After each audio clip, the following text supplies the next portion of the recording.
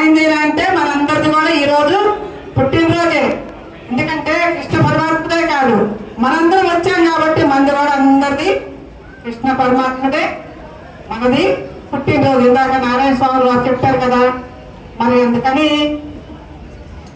మరి ఎన్నో జన్మల పుణ్యఫలం మానవ జన్మని చెప్తున్నారు.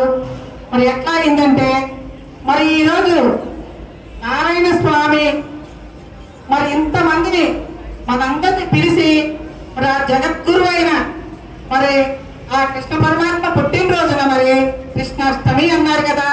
మరి కృష్ణాష్టమి అంటే ఆయన పుట్టినరోజు కాబట్టి మనందరూ ఇంత బాగా అందరినీ కలిపి మరి ఈ కార్యక్రమం చేయడానికి మరి ఎంత కృషి చేస్తాయి ఇది.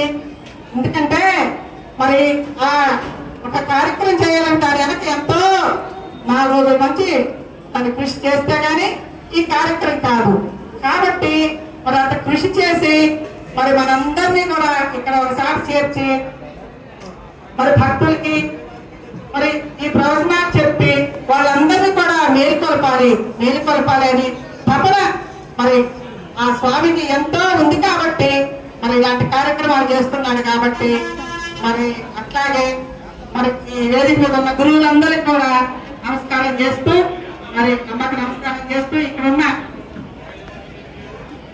భక్తులందరూ హృదయాల్లో ఉన్న నారాయణమూర్తికి ఓం నమో నారాయణ. మరి ఈ రోజు మనం ఇంత పండుగ జరుపుకున్నామంటే ఒక వ్యక్తి ముందు ఉంటేనే ఈ కార్యక్రమం జరుగుతుంది.